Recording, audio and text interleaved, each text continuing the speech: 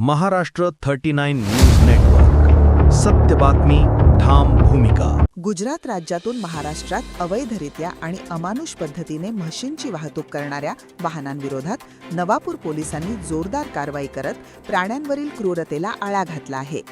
गेल्या आठवडाभरात तब्बल 6 वाहनांवर धडक कारवाई करत जवळपास 70 म्हशी व त्यांच्या पिलांची सुटका करण्यात आली आहे।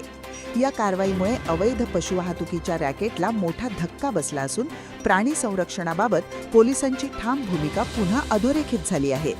दिनांक 9 फेब्रुवारी रोजी रात्री गुजरातमधील भरूच येथून धुळे जिल्ह्याच्या दिशेने निघालेल्या 2 संशयित वाहनांना नवापूर पोलिसांनी अडवून तपासणी केली। वाहन क्रमांक GJ09, Z5696 आणि GJ16X 9381 या वाहनांमध्ये क्षमतेपेक्षा अधिक प्रमाणात म्हशी व त्यांच्या पिलांची कोंबून वाहतूक केली जात असल्याचे उघड झाले। प्रत्येक वाहनात अंदाजे 9 म्हशी व 5 बछडे अत्यंत अमानुष अवस्थेत आढळून आले। तत्काळ दोन्ही वाहने नवापूर पोलीस ठाण्यात जमा करण्यात आली। पंचनामा करून संबंधितांविरोधात प्राणी संरक्षण कायद्यानुसार गुन्हा दाखल करण्यात आला आहे।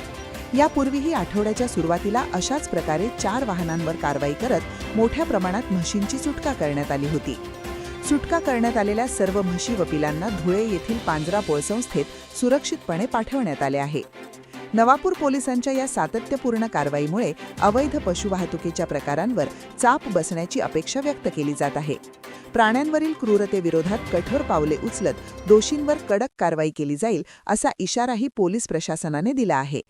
प्राणीमात्रांच्या संरक्षणासाठी घेतलेल्या या धाडसी भूमिकेबद्दल नवापूर पोलिसांचे सर्वत्र कौतुक होत आहे। महाराष्ट्र 39 न्यूज नेटवर्कसाठी अजय राजपूत, नवापूर। हेमंत महेंद्र शर्मा, बजरंग चौक में रहता हूँ। हम यहाँ पुलिस स्टेशन के पास रोज़ घूमने आते हैं खाना खाने के बाद रात को।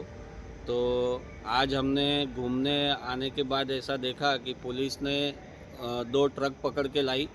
उसमें हर एक ट्रक में 9 भैंस और उनके 5 बछड़े, दूसरी ट्रक में भी वैसे ही 9 भैंस और 5 बछड़े ऐसे पकड़ के कार्रवाई की। इससे 2-4 दिन पहले भी ऐसी ही कार्रवाई 4 ट्रक पकड़ के पुलिस ने, नवापुर पुलिस ने की थी और उनको धुलिया पांजरापोल में जमा किया। इस कार्रवाई का हम बहुत प्रशंसा करते हैं। अच्छी कार्रवाई कर रहे हैं पुलिस वाले, आगे भी ऐसी कार्रवाई करें। ये सारी ट्रकें गुजरात से आ रही है और इधर धुलिया मालेगांव साइड पे जा रही है। आगे